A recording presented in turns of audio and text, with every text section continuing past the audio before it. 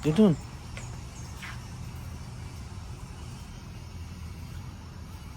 Opo, good afternoon po. Ako si Bilabilago. Uh, Wala pa kayo pong contact person, ma'am? Wala pa naman po. Okay po. Saan niyo po nakita si Bilabilago? Sa Facebook po. Sige po, dito po tayo mo. By the way po, my name is Christian. Maintenance po dito sa Villa Milagros. Ako rin po yung kami account executive. Ina-rounds na lang din po namin kayo for ocular. And then, kapag once po na okay na po tayo, and then, sasabihin po namin sa account executive po namin para po matawagin. Kahit sa ano lang po, fiber.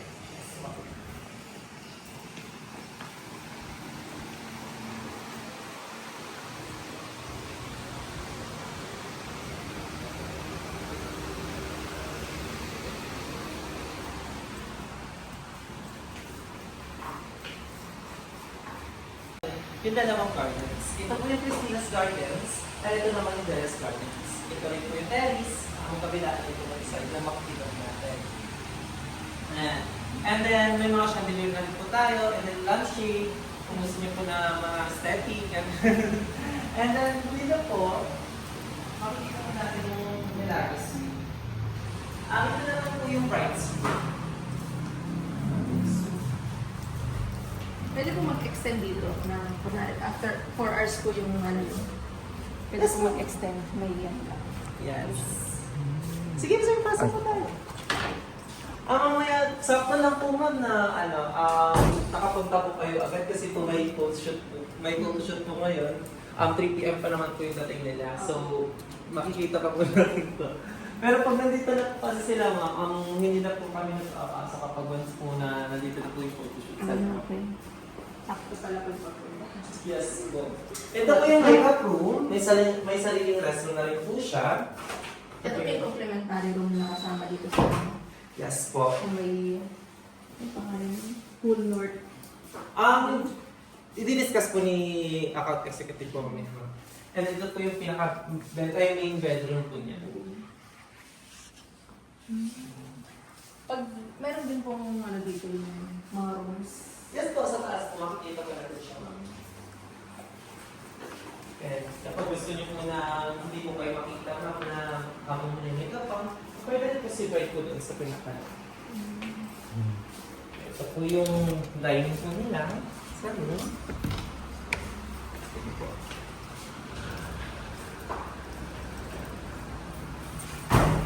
Then very page. And then dito po sa second floor, meron po dito tayo 4 na rooms.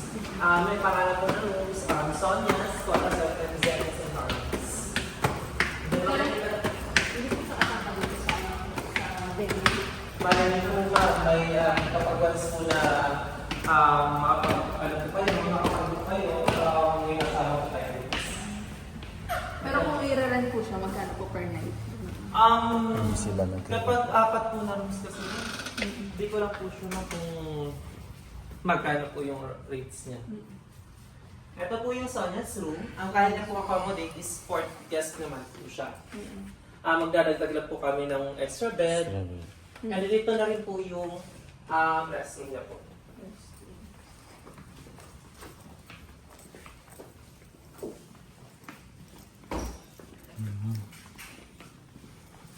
Yan po siya.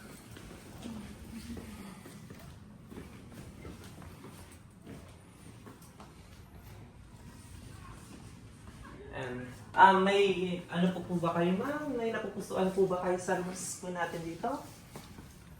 Or hanap po tayong iba? Sige, check na po namin. Sige po. Gusto niyo po ba umakyat sa toilet po? Kaso, wag yun na lang po muna pansinin po dito ma'am. Kasi po, nandyan po yung mga tissue po namin. Nakabox. Yes. So, ito naman po yung Corazon room. And dito rin po yung restroom po. And then tinatawag din po namin siyang rooms room po. Kasagaran po kasi ma'am dito po nag-stay yung mga room. And then may sariling balcony na rin po siya. Makikita rin po natin dito. Yung una po natin pagpasok ma'am sa gate, yung Christina's Garden. And then kapag morning ma'am, gusto niyo po mag-coffee-coffee or chill-chill lang, pwede rin naman po dito.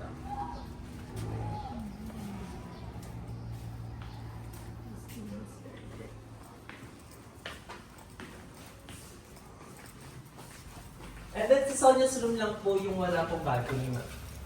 And then the rest po na tatlong rooms ay may balcony na po dito sa second floor. Ang pagdating po natin dito sa Johnny's Hall, ang dito naman po yung Galpiano.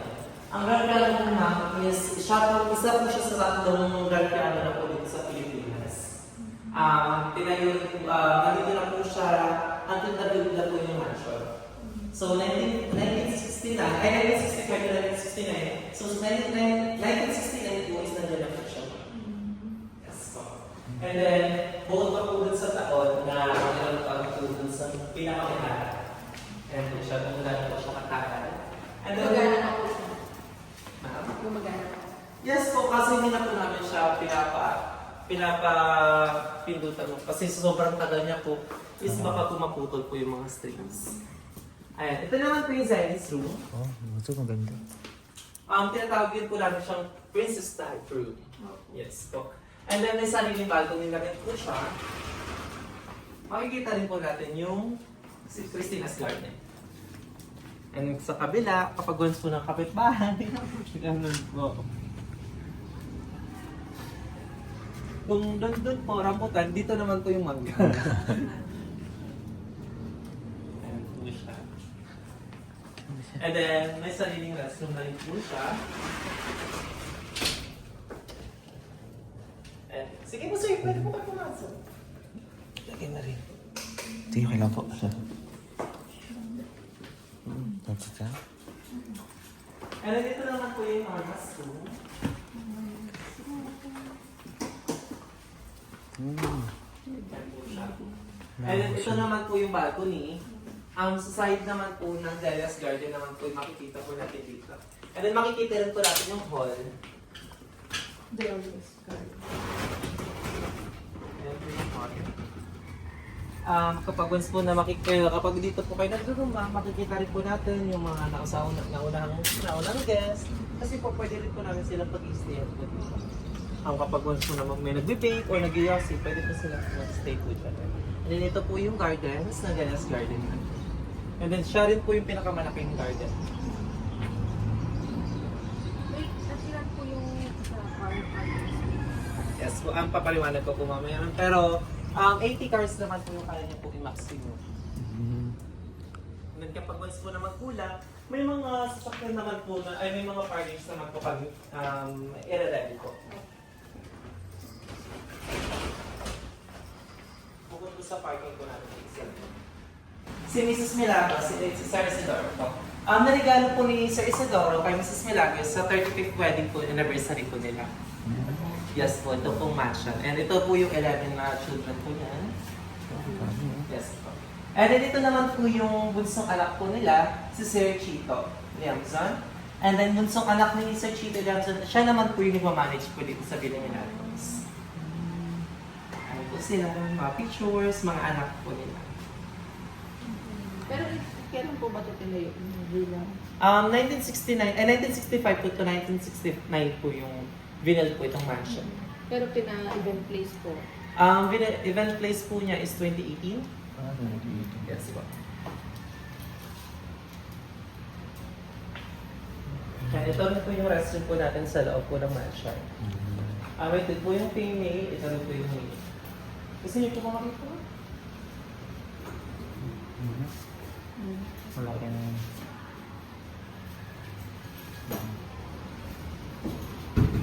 And then kung marami kayo kung sa on the day po ng event niyo po ma'am, kung may question po kayo or may need po kayo, pwede rin naman natin ma'am sa mansion. Ito nga po yung sinasabi ko po kanina na pwede po pag-stayhan ng mga guests. Ito po yung Chito's Garden. Tinawag lang po namin siyang garden kasi dati po siyang garden. Ginawa lang, sinemento lang po yung baba para po pwede pong pag-stayhan. Yan po siya. And then ito po yung Delia's Garden. And then makikita rin po natin dito sa park. Nandito po yung parking. Hindi lang po namin siya muna na Only sir kasi medyo na-busy po kami sa loob. Kasi po may photoshoot. Oo. Saka umuulan-ulan eh. Yes po. Ito yung ano. And then ito naman po yung hall po namin. Yung hall.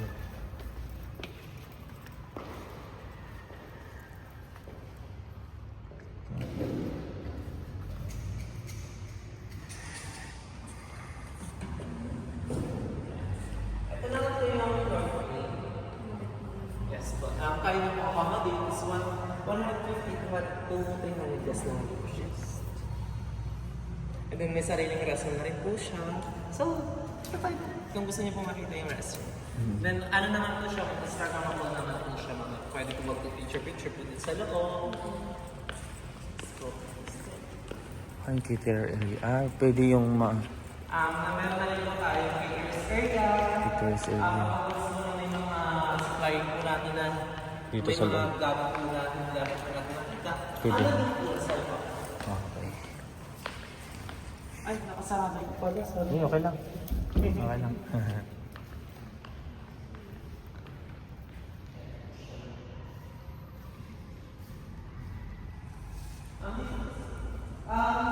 Mga ilang gas po dito kayo? 150. So, kasya po na. Oo. May ano pa yung style. May process po ba no? Or sige lang po? Ano naman pong process. Ceiling lang po siya. And then ito po yung Chandelier na yun. Ang totoo po sa hindi lang po siya hindi pa lang po siya nalilinisan ng kasi sobrang musket po ng venue. So, hindi pa po siya ma-singit sa linis.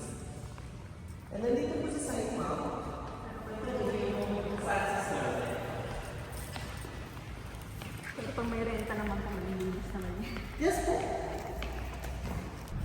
Sa schedule po, pag ganun po natin siyang gawin po na ceremony. Kasi po makikita po natin yung mansion. Pwede naman po yung background nyo lang po yung mansion or yung paglalakad po yung bride.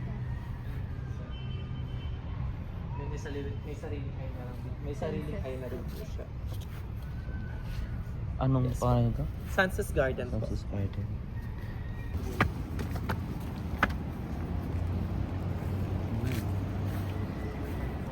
Tapos, ano lang po siya, kapag once po na ongoing po yung datingan po ng guests, papaganahin po namin yung fountain po niya. Ayan po siya. And then, pwede rin po kayo mag-picture-picture. Habang ano po, tapos may ilaw pa po yan sa loob po ng pool. Sama po yan sa Alin po ba? venue. Ang pag-picture lang po pwede naman po. Pero may rates, may add-ons po kasi magpapag-ons po na gagamitin po.